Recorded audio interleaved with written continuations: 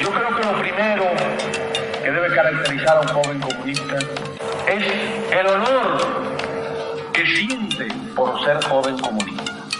Que no lo vuelque a la clandestinidad, que no lo reduce a fórmulas, sino que lo expresa en cada momento. Al lado de eso, su gran sensibilidad ante todos los problemas. Su sensibilidad frente a la injusticia. Su espíritu inconforme cada vez que surge algo que está mal. El joven comunista no puede estar limitado por las fronteras de un territorio. El joven comunista debe practicar el internacionalismo proletario y sentirlo como cosa propia. Discutir y pedir aclaración de lo que no esté claro. Estar siempre abiertos para recibir las nuevas experiencias, para conformar la gran experiencia de la humanidad que lleva muchos años avanzando por la senda del socialismo a las condiciones concretas de nuestro país y pensar todos y cada uno cómo ir cambiando la realidad, cómo ir mejorándola, que se purifique lo mejor del hombre a través del trabajo, del estudio, del ejercicio de la solidaridad continuada con el pueblo y con todos los pueblos del mundo. Eso es algo que debe caracterizar al joven comunista.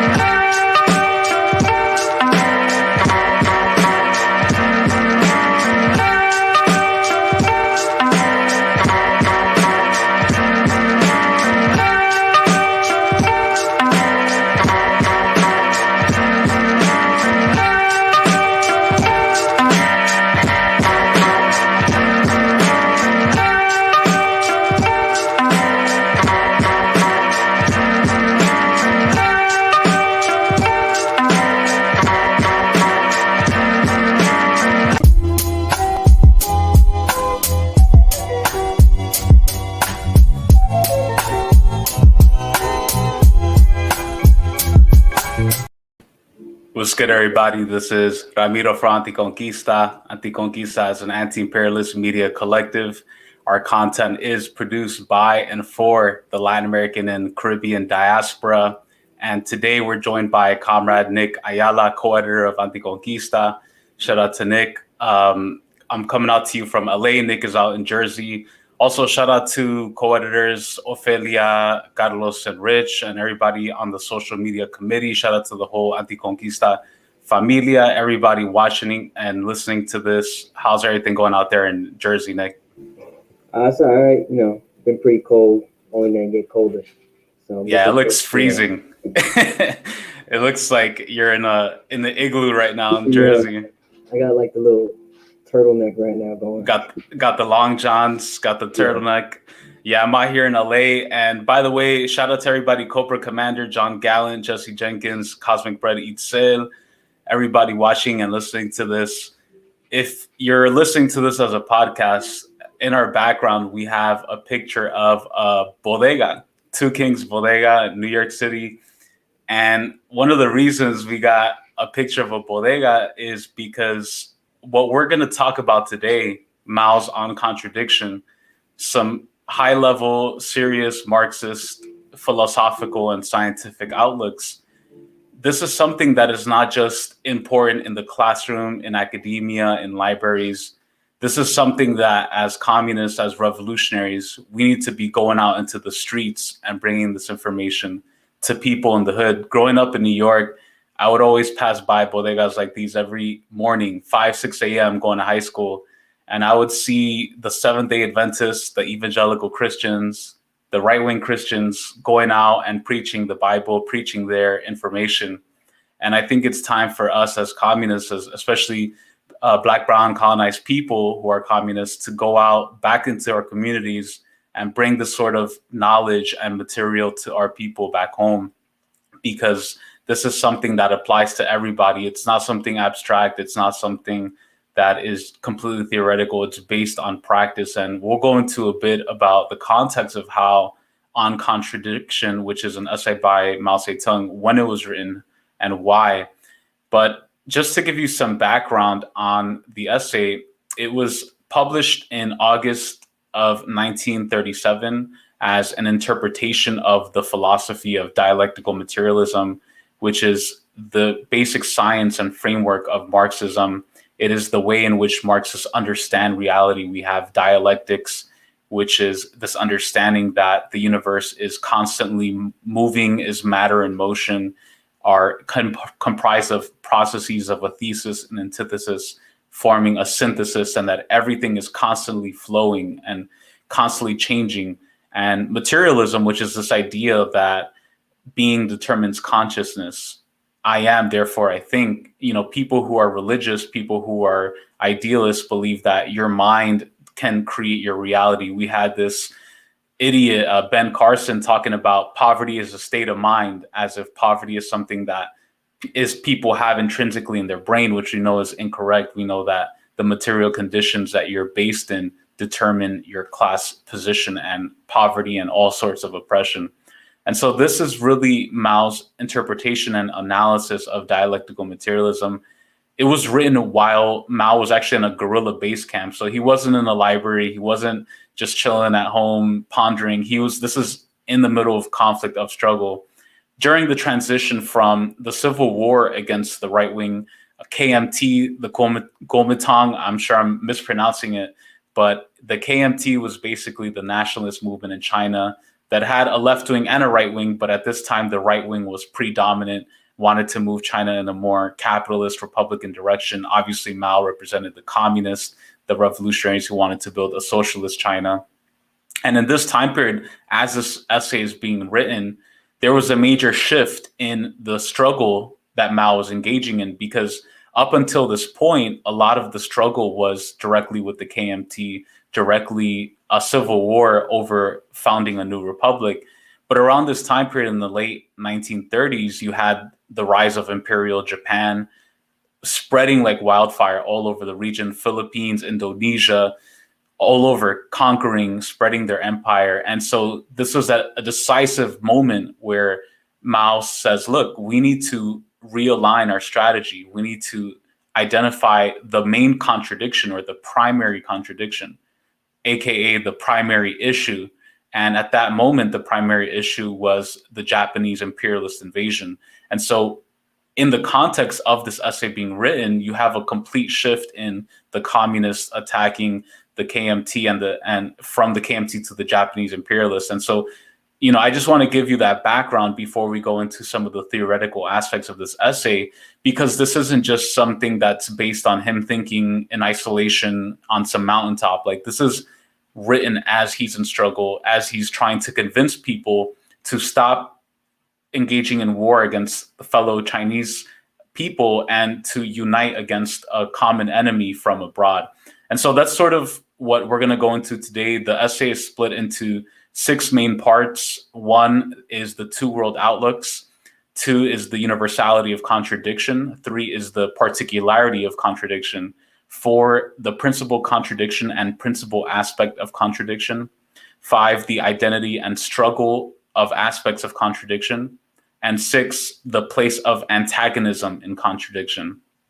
Obviously, we're not going to get to reading the whole essay, but we're just going to go through it. We're going to go through it together, read it, digest it. Me and Nick are going to talk about it, see what we think, because this is the kind of information that is applicable not just to politics and society, but even to our daily lives. Understanding this essay has helped me understand what issues to prioritize and not in any sort of conflict at work, with family, loved ones. And so we're going to share that with you today. But Nick, what do you think about, I know you recently just reread the essay. What feedback do you have about the essay in general? What is it about? No, I think I first want to start with saying that historical context is good that you provided, and it's good to know where they're coming from right now, because the split in the Communist Party of China right now is that some want to work with the KMT, some want to continue on the line of revolution, and it's important that Mao makes this argument to start working with the KMT to fight what he will probably later talk about is the primary contradiction of imperialism, because that really helps China and really the masses of the world fight against what might be one of the most evil fascist empires of the Empire of Japan.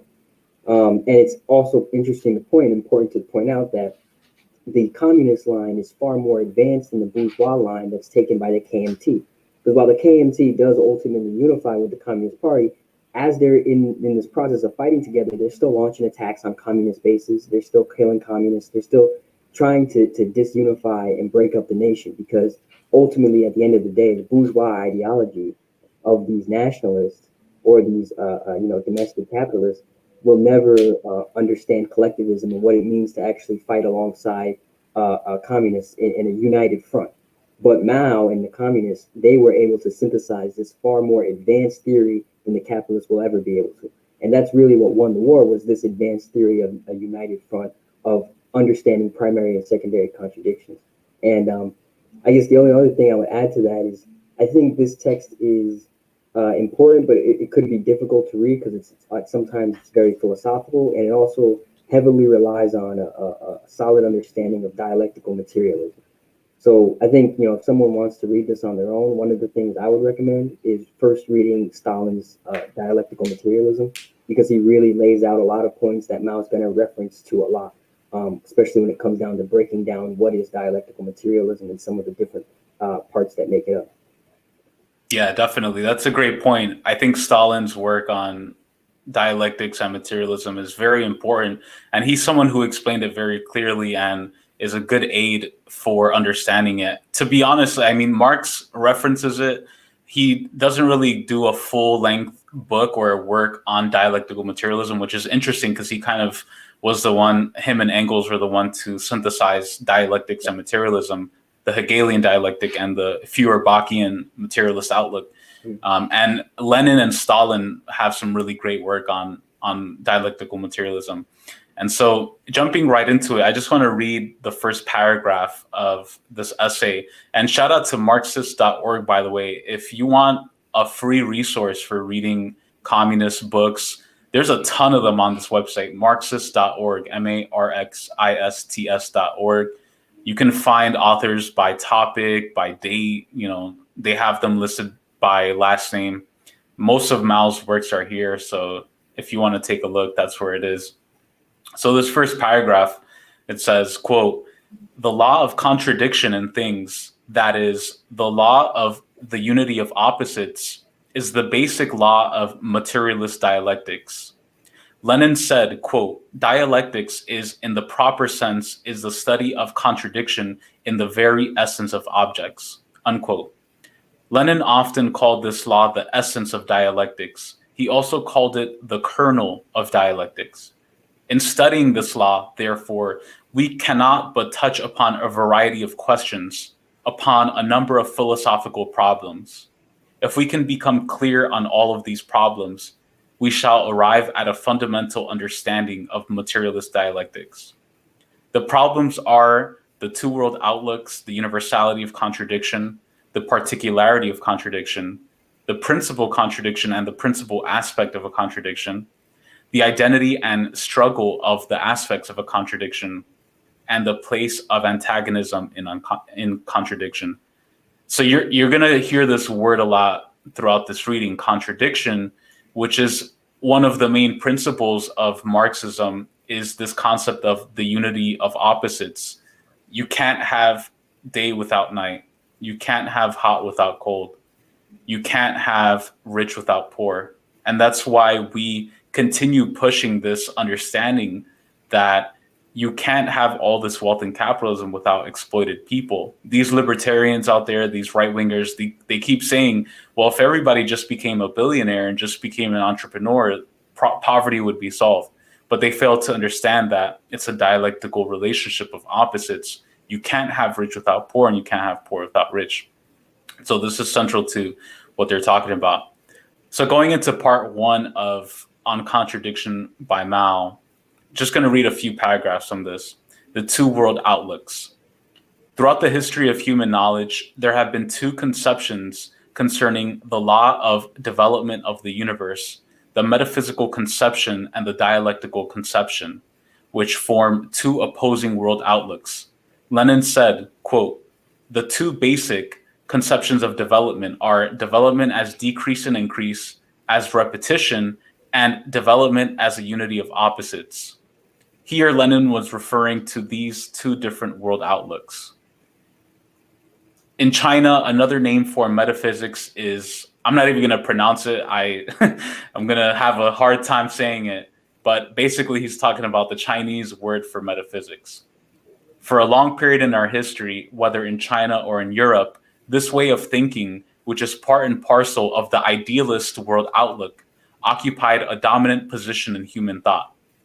In Europe, the materialism of the bourgeoisie in its early days was also metaphysical.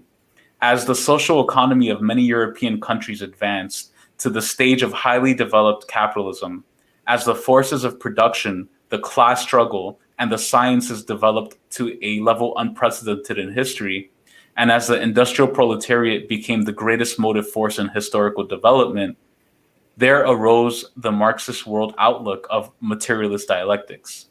Then, in addition to open and barefaced reactionary idealism, vulgar evolutionism emerged among the bourgeoisie to oppose materialist dialectics.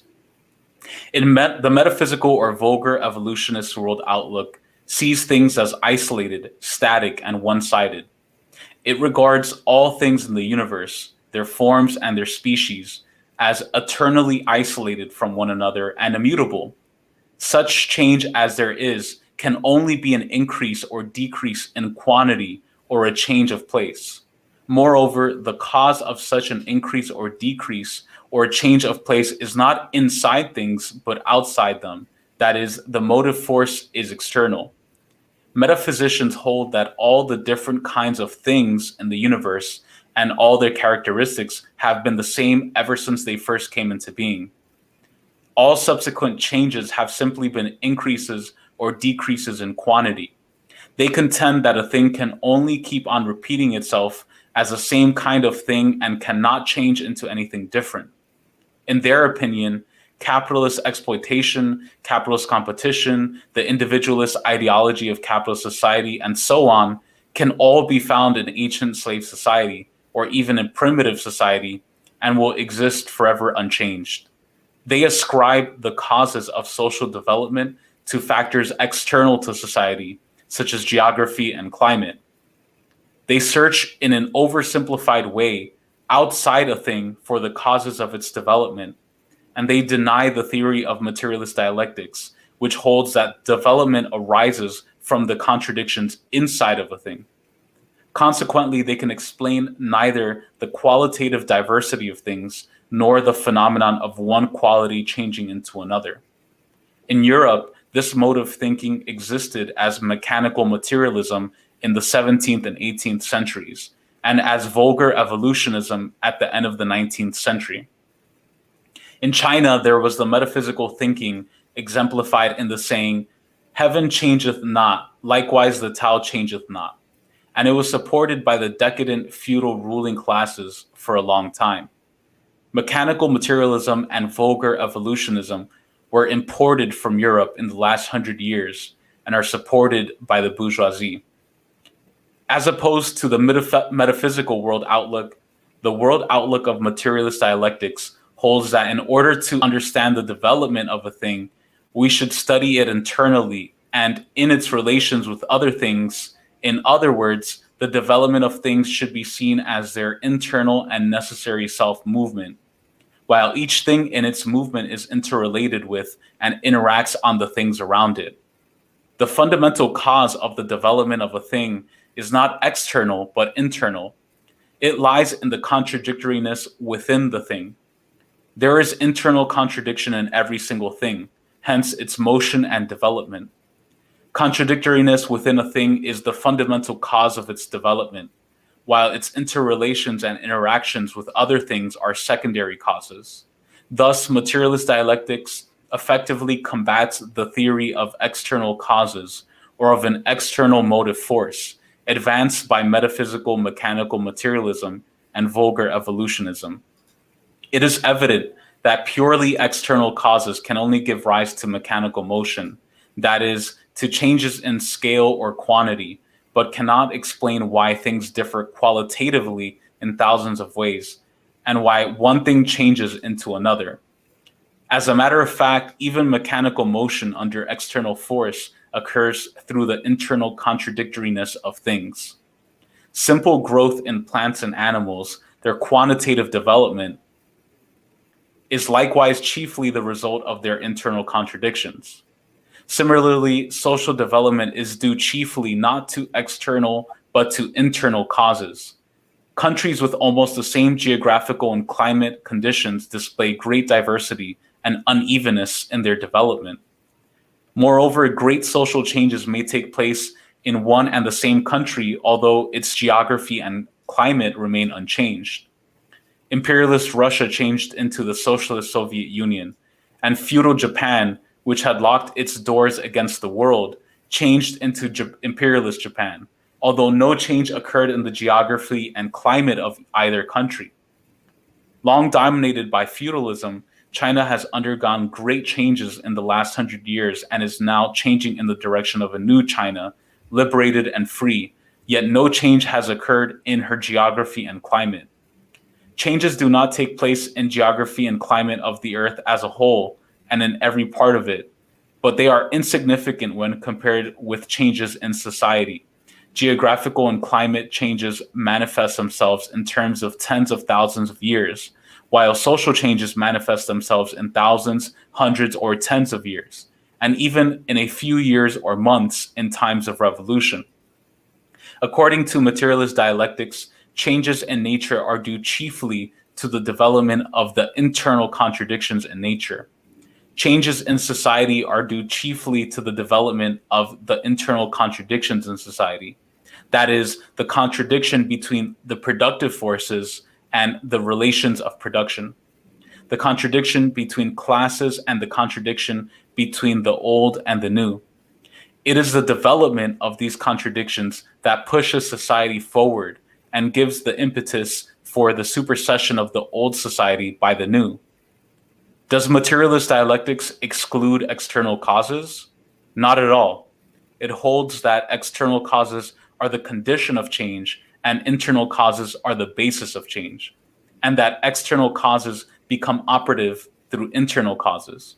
In a suitable temperature, an egg changes into a chicken, but no temperature can change a stone into a chicken because each has a different basis. There's a constant interaction between the peoples of different countries. In the era of capitalism, and especially in the era of imperialism and proletarian revolution, the interaction and mutual impact of different countries in the political, economic, and cultural spheres are extremely great. The October Socialist Revolution ushered in a new epoch in world history, as well as in Russian history. It exerted influence on internal changes in other countries in the world, and similarly, in a particularly profound way, on internal changes in China. These changes, however, were affected through the inner laws of development of those countries, China included. In battle, one army is victorious and the other is defeated. Both the victory and the defeat are determined by internal causes. The one is victorious either because it is strong or because it's competent generalship. The other is vanquished either because it is weak or because of its incompetent generalship. it is through internal causes that external causes become operative. In China in 1927, the defeat of the proletariat by the big bourgeoisie came about through the opportunism then to be found within the Chinese proletariat itself. When we liquidated this opportunism, the Chinese Revolution resumed its advance. Later, the Chinese Revolution again suffered setbacks at the hands of the enemy because adventurism had risen within our party. When we liquidated this adventurism, our cause advanced once again. Thus, it can be seen that to lead the revolution to victory, a political party must depend on the correctness of its own political line and the solidity of its own organization. So, Nick, what does all this mean? Why don't you help break this down for us? Because there's a lot of good information in there, but I think it needs some decoding and some explanation. Mm-hmm. Well, we could start off with some of the, let's start off with the point talking about how the internal is what matters and what is what's more important than the external. And, you know, I think the best way to start off is to use some of the analogies that Mao was using in order to best understand this. A good one is the stone and the chicken egg, or just the egg. It's internally what those things are composed of, which determines what they will become in the future, right? Regardless, like Mao says, regardless of any of the external factors, regardless of the temperature or the climate or whatever else is going on outside of the egg or the chicken, the egg will always, the stone or the egg will always become the chicken, and the stone will never become the chicken because internally that's not what's within the stone. That life material, that chicken, is not within the stone, but it is within the egg, right? So it's important to note that internally, the internal composition of an object is more important in determining what the outcome will be or what will happen to it in the future than external forces. But it's also important to note that Mao does not completely write away external forces. External forces still have an impact, right? But they don't have nearly as high as important of an impact as the internal forces. And I think this is something common throughout the reading, is that there are multiple forces at work on an object or in an environment or in a certain context. But as communists, as socialists, what we have to do is determine, well, which one of those forces, which one of those factors is the most important, has the biggest impact, right? And that's what we need to focus and study on, because that will be what we have to go after in order to make the biggest change. I think that's what he's really going after. A lot of what he talked about in the beginning, about the metaphysical versus the dialectical or the materialist, that kind of reminds me a lot of postmodernism that exists today, and how postmodernism tends to, it slowly creeps away from material reality and focuses on these metaphysical, abstract ideas that aren't at all based in anything that, you know, has any effect on people's lives. That's why, you know, you could go to school and study postmodernism and all this philosophy and go back to the real world, and that has absolutely no effect on anyone's lives or even your work or career or what you may want to do in the future, because it's not based on material reality. And Mao makes this point really clear. These metaphysical ideas are simply thought of and abstract and are almost in direct opposition to the real world. So that's kind of what I take away from the first part. How dare you, Nick? You denied my truth. Yeah, that's exactly right, bro. I mean, this is so important to bring up with the postmodernist IDPO people, because I think that it's interesting because they still have a very metaphysical way of understanding things, and it's a non-dialectical way of understanding things. And a lot of, in order to be a socialist and a communist, it's not just about believing in socialism as like a set of beliefs or religion. It's a science, right? Like you said, it's a way of understanding reality, of the way things work in the universe, both on the micro level and the macro level, because we live in a fractal reality where what's reflected in the lower, in the micro, like in an atom, electrons, protons, neutrons, is reflected in the macro in the universe and in society. And part of that is this understanding of contradiction, that there are no things in themselves, that everything has two components that are mutually connected to each other. I really like the example of butterflies, seeing butterflies turn from larvae, I believe, and they form the cocoon, and then from the cocoon, the butterfly escapes from within, and then the process repeats itself over and over. Same thing with trees that come from one seed, grow, die, drop new seeds, and form new trees.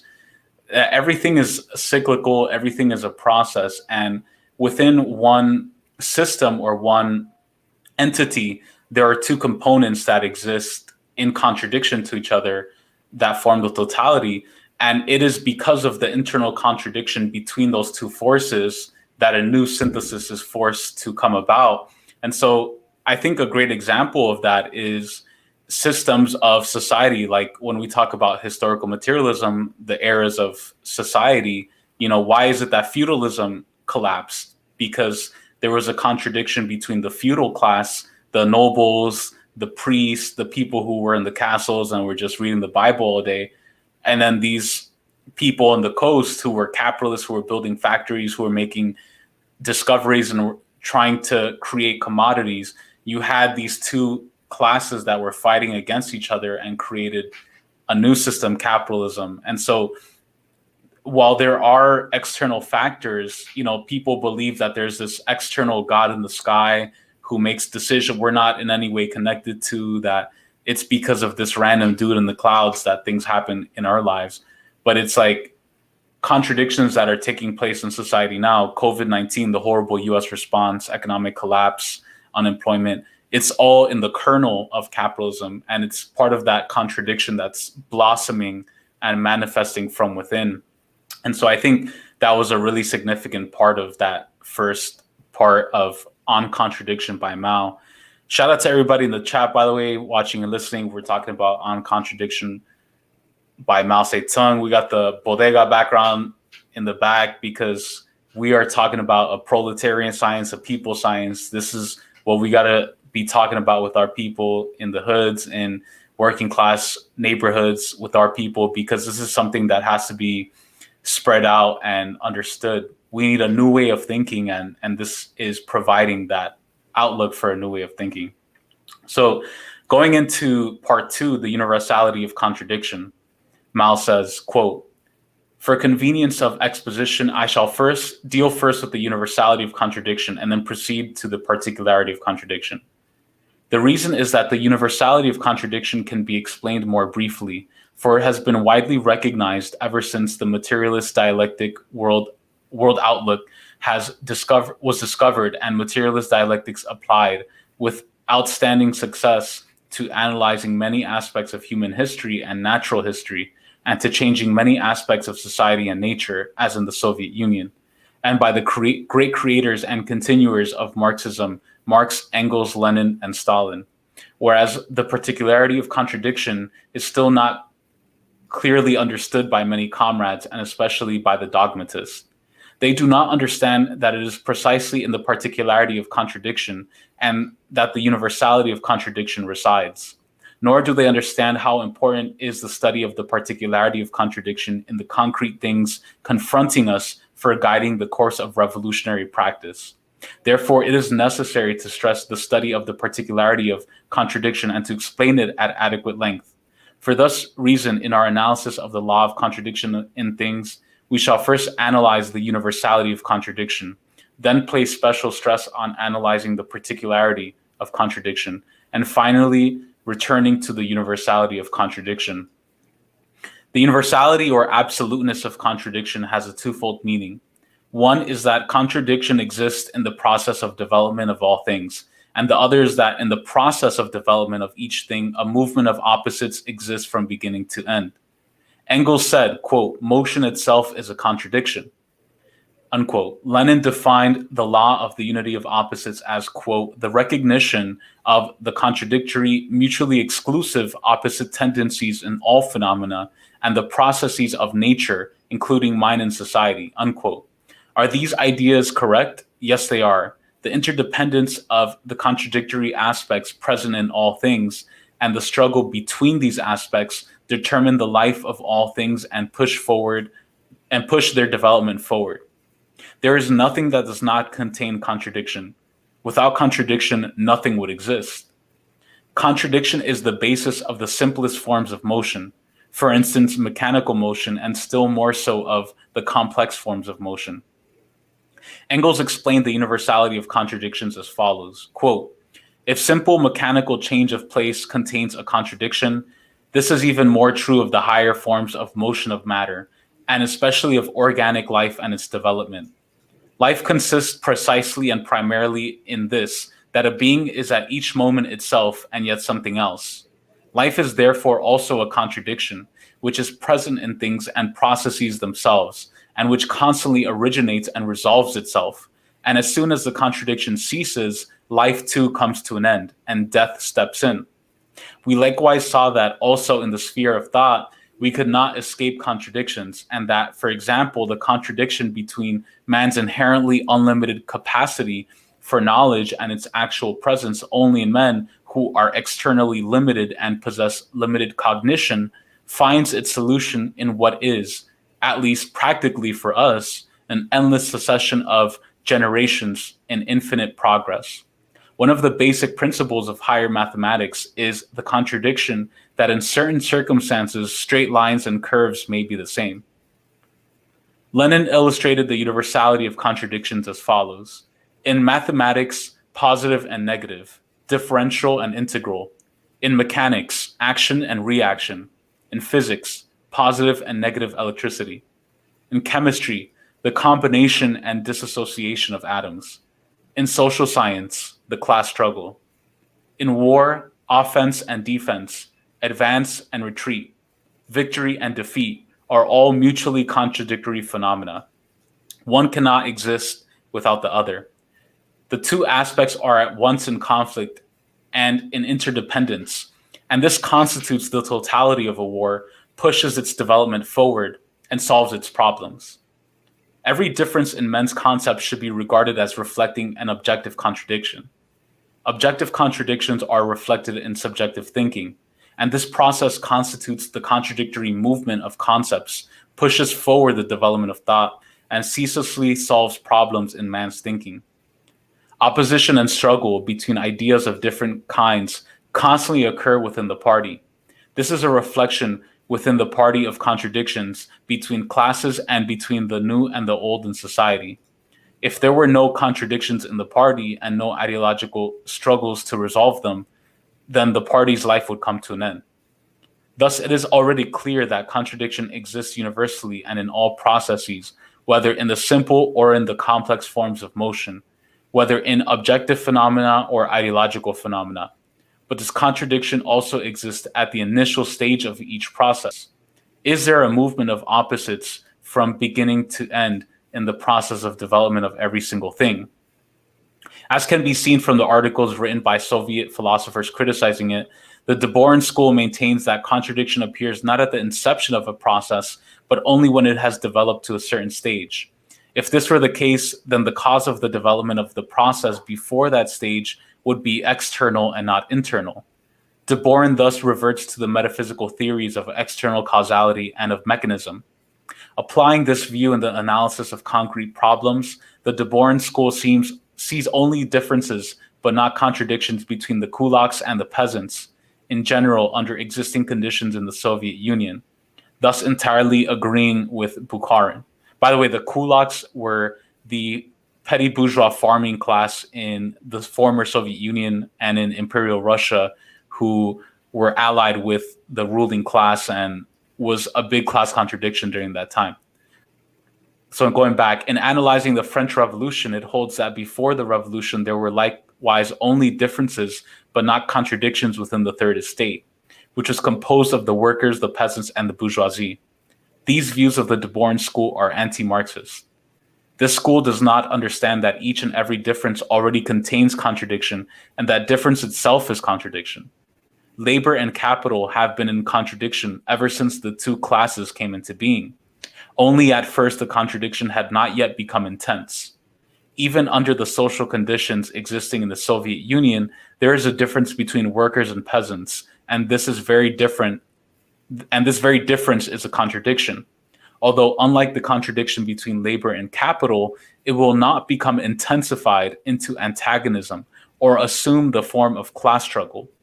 the workers and the peasants have established a firm alliance in the course of socialist construction and are gradually resolving this contradiction in the course of the advance from socialism to communism. The question is one of different kinds of contradiction, not of the presence or absence of contradiction. Contradiction is universal and absolute. It is present in the process of development of all things and permeates every process from beginning to end. What is meant by the emergence of a new process? The old unity with its constituent opposites yields to a new unity with its constituent opposites, whereupon a new process emerges to replace the old. The old process ends and the new one begins. The new process contains new contradictions and begins its own history of the development of contradictions. As Lenin pointed out, Marx in his Capital gave a model analysis of this movement of opposites, which runs through the process of development of things from beginning to end. This is the method that must be employed in studying the development of all things. Lenin, too, employed this method correctly and adhered to it in all his writings. In his Capital, Marx first analyzes the simplest, most ordinary and fundamental, most common and everyday relation of bourgeois commodity society, a relation encountered billions of times, the exchange of commodities. In this very simple phenomena, in the cell of bourgeois society, analysis reveals all the contradictions or the germs of all contradictions in modern society. The subsequent exposition shows us the development, both growth and movement of these contradictions and of the society in of its individual parts from its beginning to its end. Lenin added, quote, "Such must also be the method of exposition of dialectics in general. Chinese communists must learn this method. Only then will they be able to correctly analyze the history and the present state of Chinese revolution and infer its future." So that was a pretty good section, part 2 of On Contradiction by Mao, the Universality of Contradiction. It reminded me, Nick, I'm sure you're familiar with Héctor Lavoe, the salsa singer, famous salsa singer. He has a great song called Todo tiene su final. Everything has its end. And I think that's essentially what Mao is trying to say here, that everything rises, falls, and something new replaces it because of these internal contradictions within it. And I think here he begins to explain the difference between primary and secondary contradictions in his example of workers and peasants, that even though they're different, they have a different position geographically. In Russia, for example, during the Russian Revolution, workers were in St. Petersburg or Petrograd at that time, and Moscow, and the industrial capitalists. And then you have the peasants who were more in Siberia and Eastern Russia, who had little plots of land, but were also oppressed. And together they were both proletariats, the workers and the peasants, but there was a contradiction between them that was a secondary contradiction. They could still work together. And so that's kind of what I got from this part. What'd you think about that part, Nick? Yeah, I agree with that. I'd also say that the universality of contradictions and just acknowledging the existence of contradictions in all throughout society in every aspect is something that really differentiates Marxists and communists from, liberal capitalists, who I think, for the most part, want to ignore the fact that there exist contradictions and want to try to create a unified society around the exploitation of certain sectors of society, certain marginalized portions of the population. So I think really the acknowledgement of contradictions is something that's unique to communists, to true communists, people who really believe in Marxism. It's unique to us because we see and understand that contradictions are, not only do they exist, but they're necessary in order to further progress society, in order to further actually make advancements and changes within human society that can push towards, progressive reform or revolution. In order to get Marxism, we need to acknowledge and investigate these contradictions. And that's something I think that's important to note, especially in terms of the differentiation between the communists and the capitalists, especially the liberal capitalists, right? So that's kind of what I got. Yeah, that's a great read of that section. And it also applies today. We can even apply this to the modern day. For example, when leftists or quote unquote leftists in the first world in the US are like, I'm not going to defend Syria against US imperialism. Assad is horrible. He's not a real socialist. He's not defending the people. But it's like, okay, as principled anti-imperialists, as communists, we can say, well, the primary struggle right now in this era of history of this society is imperialism. The primary contradiction, the main enemy is the World Bank, Wall Street, London, New York, DC, the Pentagon, NATO. That's the enemy. That's the primary contradiction. Those are the countries that are calling the coups. They run the banks. They run the media. They run shit. They run the society. They're the main enemy. And so all eyes and all attention has to be on that. And we should unite as oppressed people from around the world against that main enemy. Yes, I'm an atheist. Yes, I am a socialist. And yes, people perhaps in the Middle East are Muslim or are not necessarily socialist, but they're anti-imperialist. But regardless, they're being attacked by the same banks, the same weapons industrial complex, prison industrial complex industry that are locking up and hurting Black and brown people here in the US. We have a common oppression and a shared system and society that we're living under, and we should unite against the primary contradiction, which is US imperialism and European imperialism. And in this example, talking about the nationalists uniting with the nationalists against the Japanese imperialists, Mao could have easily been like, oh, the KMT, they're all just like horrible, fuck this, we're not going to work with anybody. Guess what? The Japanese come in, bye. you guys are done. And Mao understood the necessity that even if you don't agree 100% with people, if you all are going through the same thing, you have to work together to tackle the primary contradiction. And so I think this is something that is really key in this essay.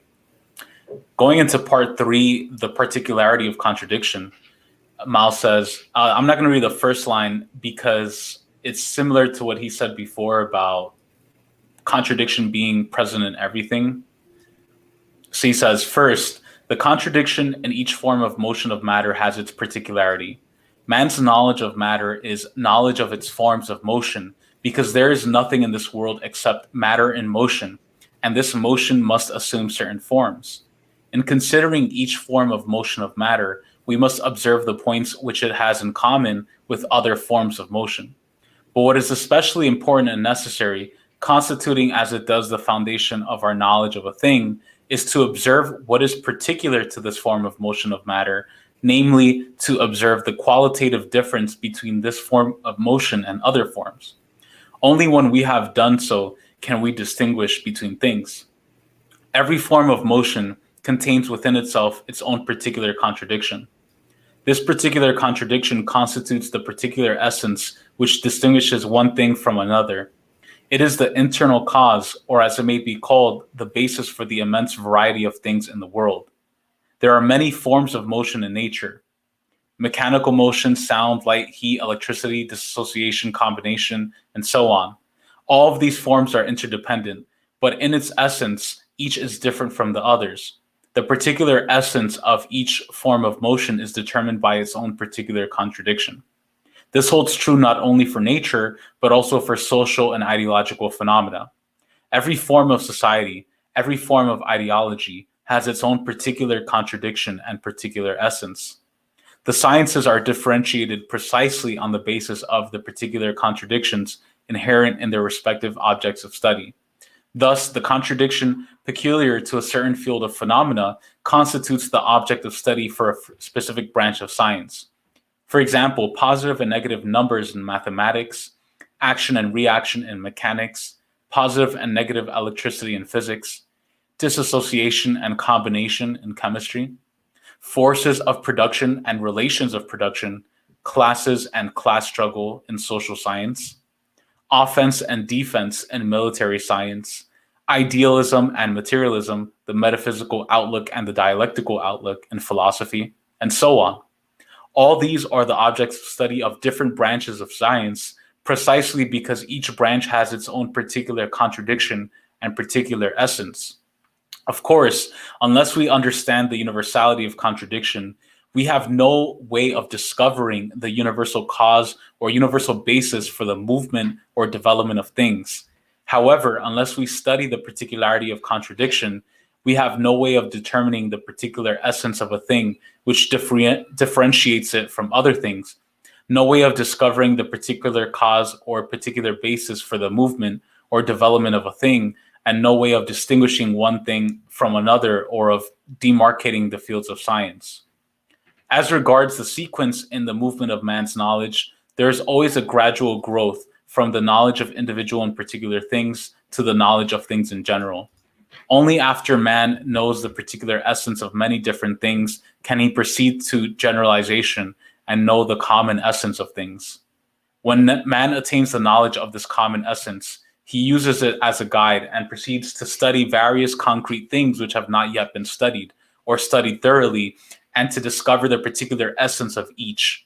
Only thus is he able to supplement, enrich, and develop his knowledge of their common essence and prevent such knowledge from withering or petrifying.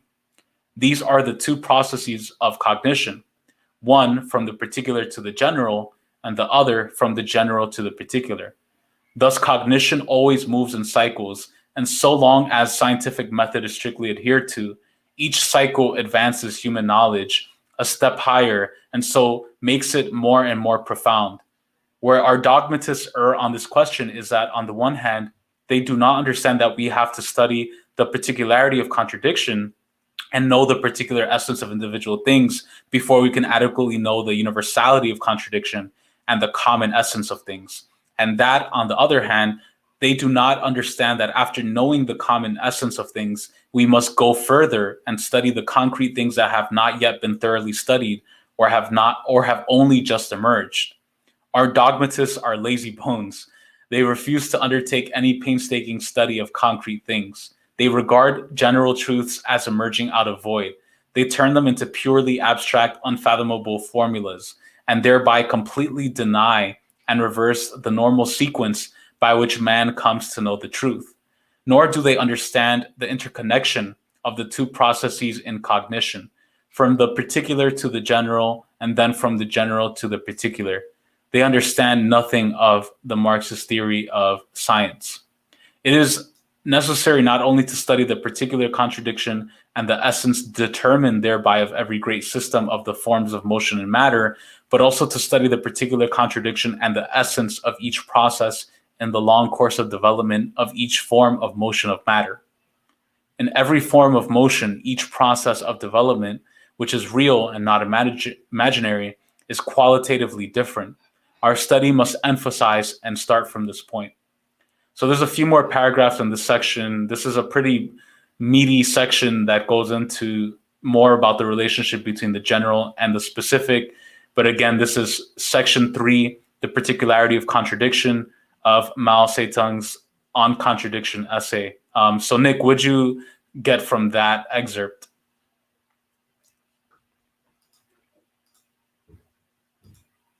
Hold on, I think you're muted. Yeah, okay. You hear me now? Yeah, go for it. Yeah, so starting at the top, I think it's important to know, I think he makes a good point that we can bring back to today. Basically, starting with what we see today, we have, in some universities, you'll have people, and in some movements, you have people who talk about being anti-capitalist, but because they don't understand the universality of contradictions, and because they don't understand how contradictions work, they'll talk about capitalism only within a national understanding. So, I'm anti-capitalist, but only here in the United States. I'm only looking at the relationships of capitalism between the U.S. Elite or U.S. bourgeois and the U.S. workers, right?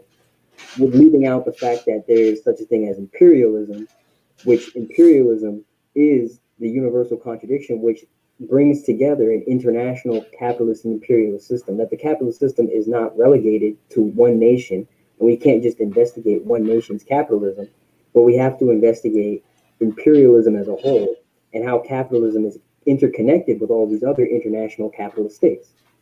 And I think that's kind of what I got off from the first point of the section. And the second point of the part of the section I really liked was the talk around dogmatism. I like that he's willing to call out dogmatists in his own party, and I think it's important because he the idea of dogmatism nowadays is something that we also need to start calling out, right? Or not calling out, but criticizing and trying to rectify, because oftentimes we get stuck up on, this nation is doing good things, so let's just stick with, whatever that nation, like saying that nation's good, whatever, defending all the good things about it, without actually investigating or criticizing the contradictions that still exist within that society. Because the point is not to just sort of have something that's progressive and say, well, we got this progressive thing, let's just stick with it. The point is to criticize it, right? Look at the contradictions inherent in the progressive thing, acknowledge the benefits, but keep trying to build something better, right? So if we like a good example, I guess, in terms of liberalism would be Obamacare, right?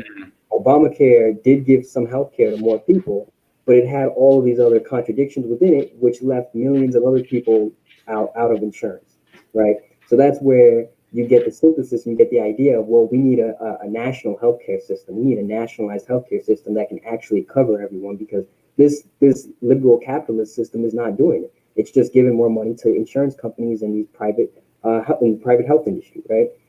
So it's things like that, I think, that are important to point out. And it's a matter of these dogmatists and making sure we don't fall into dogmatism by constantly investigating and constantly looking at the concrete reality that's going on, the material reality that's around us. I think that's what Mao's getting at in this section, and that's what I take away from it. That's a pretty good read. And what I liked about this section about the particularity of contradiction is also applying it to the modern day in terms of class struggles within countries. For example, in a country like Bolivia or Guatemala in Latin America, that are majority indigenous countries, over 50% of the population is indigenous, if not 60 or more. The indigenous question and the national question is the primary contradiction. It's part of the main issue. And so if you're in a country, let's say, for example, like Uruguay or Argentina, where the racial or national question is not as pronounced as in a country like Bolivia or in Guatemala, where the indigenous people are the majority, it's something that you'll gloss over, right? You'll say, if you're like in a country that's homogenous ethnically, where there are no different national oppressed groups, you'll just say workers of the world unite. But wait a second, somewhere in like Guatemala or Bolivia with a large indigenous population, the indigenous people are so particular to that country that it forms a primary contradiction. It's something you can't ignore. Like, you can't gloss over the fact that most working class and oppressed people in those countries are indigenous, and most wealthy and oppressive capitalist people are white and white settlers. And so that's something that, by examining and studying the particularity of a certain national struggle or revolution, you can see how things that you may not have thought of, like religion or like race or background, play a role. Similarly, in Saudi Arabia, for example, or in countries run by Wahhabi Sunni Muslims, a lot of the Shia Muslims tend to be poor, working class, and they work the oil fields. Like in Saudi Arabia, northeastern Saudi Arabia, where most of the oil are, those areas are largely Shia, anti-imperialist, poor. And so that's something that if you study Saudi Arabia, if you're familiar with it, you can understand that, and that has to play a role in how you organize as a revolutionary movement, to where you're like, yo, if we want to win, like, we got to have indigenous people on our side, because they're 60%, 70% of the population, and that's where our base is. And so I thought that was a great aspect. And I liked the way that Mao uses dialectical language to explain the method of investigation in terms of going from the general to the specific to the general, the negation of the negation, the back and the forth, from the large to the small to the large, because that's the way that we investigate a problem. That's the way that we can begin to see, like, okay, there's global imperialism, like you said, right? This main primary contradiction that all over the world fucks us over, imperialism. Now we can begin to go into the specifics of how imperialism fucks over every country, which there are plenty of examples, many different ways, ideological, economically. In this country, it does this, In Venezuela, it takes the form of sanctions. In Honduras, it takes the form of death squads, and we can examine country by country and then connect it back to imperialism and capitalism and the broader contradiction. And I like that he makes that final step, because a lot of times that's what's missing from any left-wing anti-capitalist or revolutionary analysis, finding a way to connect it back, right? To not go from general to specific, but from specific to general. And I think that's something that is really important to keep in mind. Yeah. And could I add, there's a part, I'm not sure if we read this part, but there's one quote that I think is really important in that section. If we go back, and I'll just read it real quick. He says, in studying a problem, we must shun subjectivity, one-sidedness, and superficiality. To be subjective means not to look at problems objectively, that is, not to use the materialist viewpoint in looking at problems. I have discussed this in my essay on practice. To be one-sided means not to look at problems all-sidedly. For example, to understand only China but not Japan, only the Communist Party but not the Kuomintang, only the proletariat but not the bourgeoisie, only the peasants but not the landlords, only the favorable conditions but not the difficult ones, only the past but not the future. And he gives more examples from there. But I think that point on subjectivity and objectivity is important, especially when we as communists are thinking about our own investigations. We cannot let our subjective biases and beliefs impact our own investigations into different material realities or to whatever we're investigating, right? Whatever context, environment, party, organizing, whatever it may be that we're investigating, our subjective biases cannot play a role in how we end up creating a frame point or a frame of view or whatever it might be, right?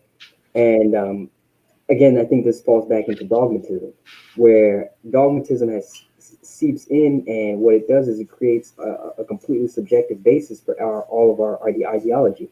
And in order to defeat that, we have to be objective. Now, me personally, I don't believe 100% objectivity is always possible. Everyone has their own biases and prejudices, and everyone has their own perspective. But what we have to do is, it's a matter of, and I think this gets on to other points that Mao makes, it's a matter of self-criticism and criticism. Being objective is, in my opinion, criticism of your own subjectivity, right? Because you're looking at the real world and what is actually happening and disregarding any sort of outside beliefs you may have. Like, you may support X, but, X isn't perfect and you have to investigate why. But you could still support X, right? But that's when it becomes critical support, And I think that's important for understanding, especially as we as communists, because it's these contradictions which we need to understand to continue to progress society, to make things better for everyone, really. Without understanding these contradictions, we just become stagnant and stuck. And like Mao said earlier on, you lose the essence of the party when you stop investigating contradictions. So I think that's important as well. Yeah, well said, man. And I think something, as you were saying that, one thing that came to mind is like people who have hyper specific, like in academia, you'll see like people whose thesis is like, capitalist development from 1750 to 1789. And they have this very isolated and alienated area of study where they're like, oh, well, I only know things that exist within this vacuum of space and time. And everything else, like, I don't give a fuck. That would be like going to a doctor and you have an issue like you got shot or you have some crazy disease. And okay, like you got shot in your arm, let's say as an example, and you're like, okay, well, I'm only an arm specialist, so I'm not going to solve it. But now that problem has spread throughout your whole body. Your heart is fucked up, like your blood circulation. It's a system.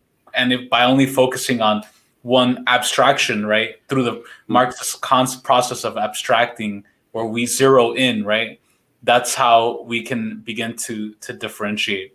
Yeah. And so I know we're running a little short on time, so I'm just going to read one last excerpt. We'll talk a little bit about it. But again, if anybody wants to read this, it's online. It's free, Marxist.org, on Contradiction by Mao. Shout out to everybody watching and listening, by the way. If y'all have any questions, feel free to write them in the chat box. That's what really we're here to do, is to talk about this, because this is important theory to discuss as revolutionaries. And it's something that we're not going to really hear about in academia and mainstream media. So part 4 of On Contradiction, Mao talks about the principal contradiction and the principal aspect of a contradiction. He says, there are still 2 points in the problem of the particularity of contradiction which must be singled out for analysis, namely the principal contradiction and the principal aspect of a contradiction.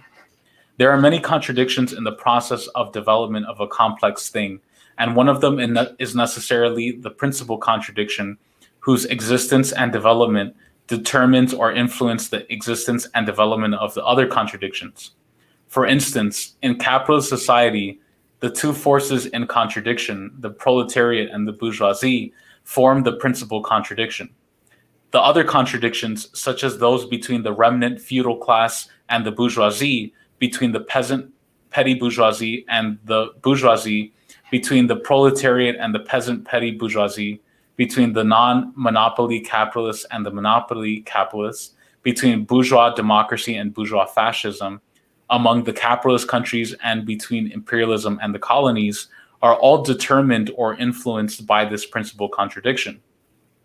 In a semi-colonial country such as China, the relationship between the principal contradiction and the non-principal contradictions presents a complicated picture. When imperialism launches a war of aggression against a country, all of its various classes, except for some traders, can temporarily unite in a national war against imperialism. At such a time, the contradiction between imperialism and the country concerned becomes the principal contradiction, while all the contradictions among the various classes within the country, including what was the principal contradiction between the feudal system and the great masses of the people, are temporarily relegated to a secondary and subordinate position. So it was in China in the Opium War of 1840, the Sino-Japanese War of 1894, and the Yi-Ho-Tuan War of 1900. And so it is now in the present Sino-Japanese War. Again, Mao's writing this the year that the Japanese imperialists really ramp up their invasion in China. Mao says, but in another situation, the contradictions change position. When imperialism carries on its oppression not by war, but by milder means, political, economic, and cultural, the ruling classes in semi-colonial countries capitulate to imperialism, and the 2 form an alliance for the joint oppression of the masses of the people. At such a time, the masses often resort to civil war against the alliance of imperialism and the feudal classes, while imperialism often employs indirect methods rather than direct action in helping the reactionaries in the semi-colonial countries to oppress the people, and thus the internal contradictions become particularly sharp. This is what happened in China in the Revolutionary War of 1911. The Revolutionary War of 1924 to 1927 and the 10 years of agrarian Revolutionary War after 1927. Wars among the various reactionary ruling groups in the semi-colonial countries, example, the wars among the warlords in China, fall into the same category. When a revolutionary civil war develops to the point of threatening the very existence of imperialism and its running dogs, the domestic reactionaries, imperialism often adopts other methods in order to maintain its rule. It either tries to split the revolutionary from within or sends armed forces to help the domestic reactionaries directly. At such a time, foreign imperialism and domestic reaction stand quite openly at one pole, while the masses of the people stand at the other pole, thus forming the principal contradiction which determines or influences the development of the other contradictions. The assistance given by various capitalist countries to the Russian reactionaries after the October Revolution is an example of armed intervention. Chiang Kai-shek's betrayal in 1927 is an example of splitting the revolutionary front. But whatever happens, there's no doubt at all that at every stage in the development of a process, there's only one principal contradiction which plays the leading role. Hence, if in any process there is a number of contradictions, one of them must be the principal contradiction playing the leading and decisive role, while the rest occupy a secondary and subordinate position. Therefore, in studying any complex process in which there are 2 or more contradictions, we must devote every effort to funding its principal contradiction. Once this principal contradiction is grasped, all problems can be readily solved. This is the method Marx taught us in his study of capitalist society. Likewise, Lenin and Stalin taught us this method when they studied imperialism and the general crisis of capitalism, and when they studied the Soviet economy. There are thousands of scholars and men of action who do not understand it, and the result is that, lost in a fog, they are unable to get to the heart of a problem and naturally cannot find a way to resolve its contradictions. So that's another section of On Contradiction by Mao. There's a bit more, but we're running short on time. This is about the principal contradiction, where he explains the difference between primary and secondary contradiction. What do you think about that section, Nick? I think it was actually one of my favorite parts from his work. Mm-hmm.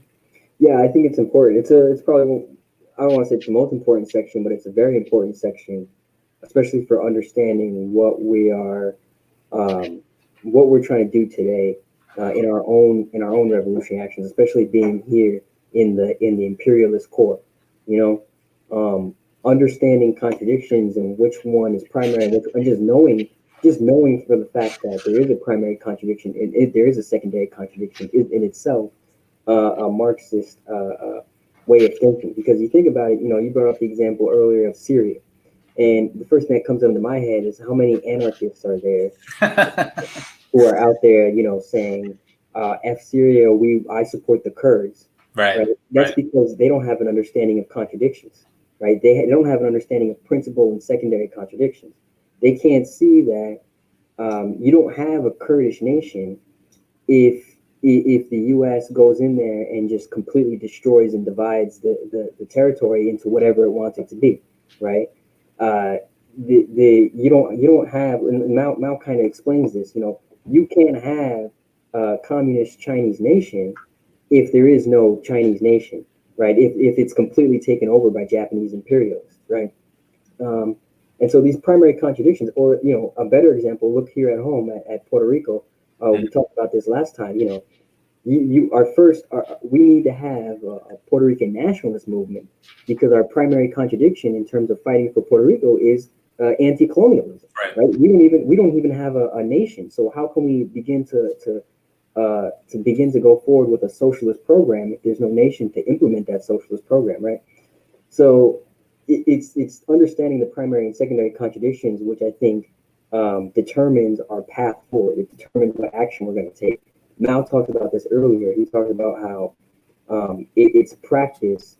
In the way Marxists think usually is that it's usually practice, which then determines revolutionary theory. Practice comes before theory.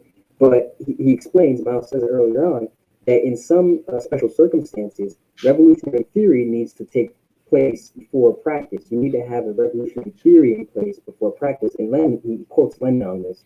And the reason we believe that in some cases you need theory before practice is because how do you go about certain actions? How do you go about organizing if you don't know what you're organizing against, right? Or if you don't know what you're organizing for? Revolutionary theory tells us this idea, and this is revolutionary theory, this idea of primary, secondary contradiction. It tells us who our main enemy is at first, imperialism, right? And then after that, and imperialism, constitutes a wide range of individuals, multinational corporations, elite bourgeois, comprador bourgeois, and then once you defeat imperialism, then you can start looking at secondary contradictions of capitalism within these nations. And this section really frames, I think, a lot of modern day socialist practice and what we're trying to achieve.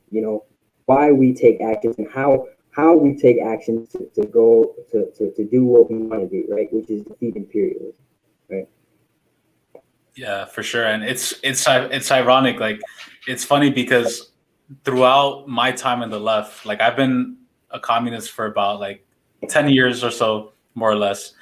And throughout all of the invasions and sanctions and attacks that I've seen in my lifetime, Libya, Zimbabwe, Venezuela, Bolivia, you name it, right? The list goes on, Ukraine.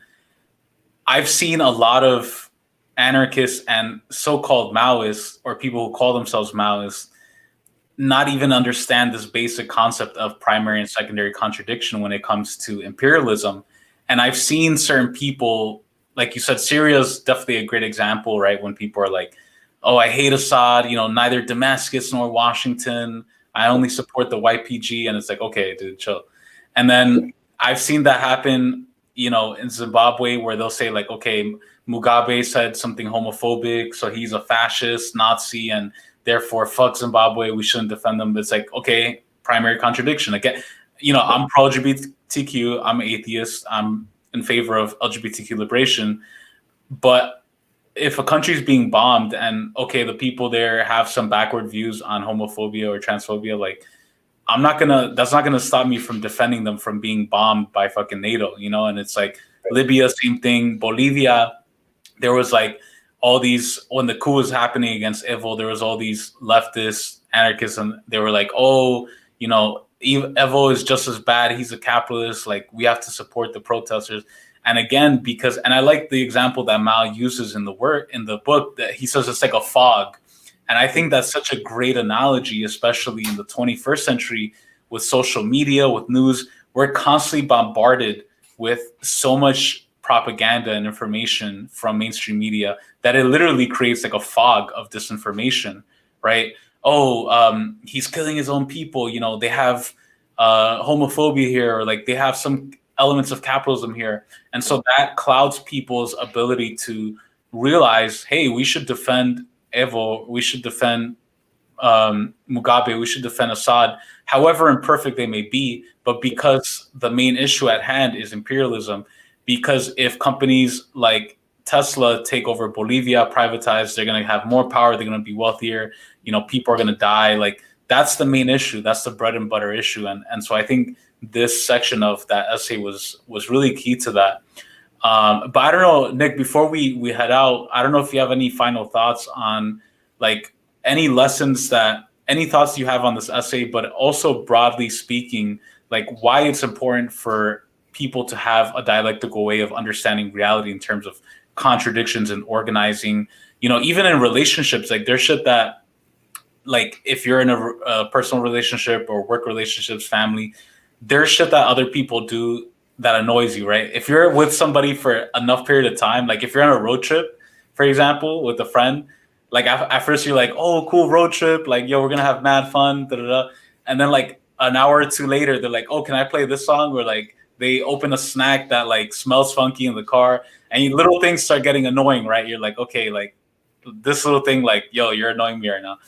But you have to remember, you're not just going to be like, get out the car, like, fuck you. Like, you're not going to treat them like an enemy.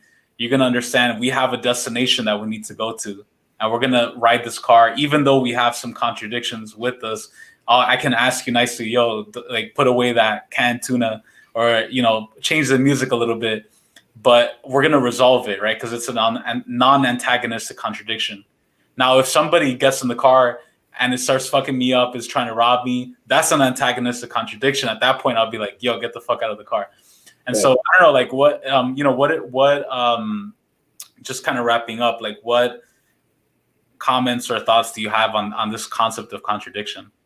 Yeah, I mean, I'm glad you mentioned that example of like antagonistic contradictions versus non-antagonistic contradiction. I was gonna bring up that because I think Mao talks about that a little bit later on towards the end of the work.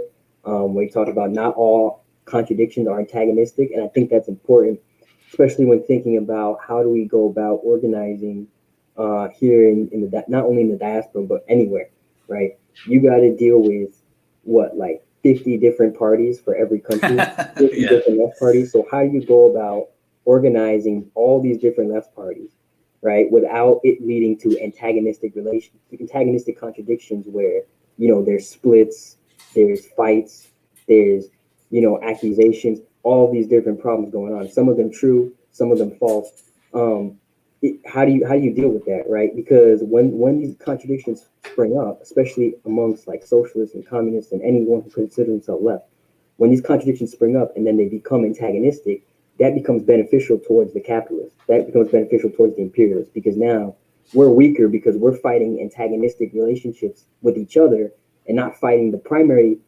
contradiction, which is the primary antagonistic contradiction between the masses and the imperialist elite and the capitalists, right? And so, I think sometimes we get caught up in our own sort of small, tiny secondary contradictions that exist. And again, if we really took what Mao says here to heart, we'd understand that all these secondary contradictions we're constantly finding ourselves engulfed in are really meaningless. I mean, how many times, again, we could use examples, some of the examples you gave about personal relationships and family relationships. How many times do we find ourselves fighting with family or friends, right? But those aren't, antagonistic. At the end of the day, we'll still make up and still be family and friends. But, they're tiny secondary fights that aren't as important, right? As for the work as a whole, I think it's important because it's again, like I said earlier, it literally kind of shapes, and it's like the framework that is used nowadays to understand how we combat or how we progress society. What are we fighting against, right? If you don't understand primary contradictions and you don't understand imperialism, then what are you fighting against, right? Are you just fighting against rich people? Because the system is more intricate and more nuanced than just rich people, right? It's about exploitation. It's about reclaiming humanity and identity for the workers and the masses who are being taken advantage of, right? So the work kind of really frames how we see things and how we go about acting. And I think that's my biggest takeaway about it, is that understanding contradictions tells me that, I need to go out there and I need to defend Iran and Syria and Bolivia and Venezuela and Cuba, because at the end of the day, those nations are fighting the most important contradiction, which is U.S. imperialism, which is Western imperialism, which is the strongest force right now on the face of the earth. I mean, you could look at statistical economic studies, which show that the amount of wealth that is being stolen by Western imperialists is just exorbitant. It doesn't even compare to any other country in the world. But, it doesn't compare to Russia. It doesn't compare to any other nation in the world. And the amount of exploitation that's done by Western imperialism is at an all-time high. So it tells us the contradictions, especially primary contradictions, tells us that Western imperialism is the number one enemy that we have to fight right now, right? And that tells us what we have to do in order to call ourselves Marxists, and really in order to be Marxists, right? In order to be who we are. That's why I think this work is so important. Really, for me, it's like a frame of mind. It's my reference point, it's my framework, Yeah, it's helped me too, like with relationships, friendships, everything. Like understanding primary and secondary is so important, and it could be applied just like Mao says in the thing, to physics, to personal life, society, friendships, and it helps you understand what's important and what's not, and it keeps our eyes on the prize. It keeps us focused on what we need to combat. But cool. Thanks again, Comrade Nick. It was really great to speak with you and to speak with everybody here on the chat. Shout out to everybody in the chat, by the way. Cobra Commander. We got some random right-wingers in there too, but fuck it. Y'all are here for a reason. If y'all want to listen and try to learn something, then that'll be helpful too. But I'm really glad to be able to share this kind of work with everybody out there, because I never got a class on Mao or Mao's theory, and just the racism in academia and school. They just portray Mao as this dumb idiot or just some like warlord who, was just like killing people for no reason, like gajillion people. And it just makes no sense. He was like this very theoretical and very intelligent human being who's writing about stuff that is very important and isn't just based on theory, but he's literally writing it again, 1937, happening right as he's making a major decision to pivot the war against the KMT and direct toward the Japanese imperialist aggressors at that time. So it's based on practice, like you said, because from practice comes theory, not the other way around. But peace out, everybody. Again, this was On Contradiction, Mao Zedong, ANTICONQUISTA. I'm Ramiro. This is Comrade Nick, co-editors of ANTICONQUISTA. Shout out to Ofelia, to Carlos, to Rich, to everybody, Sons of Fidel, Red Condor, everybody in the ANTICONQUISTA familia. Thank you for liking and supporting us. Peace out, everybody. It was really great to see you all.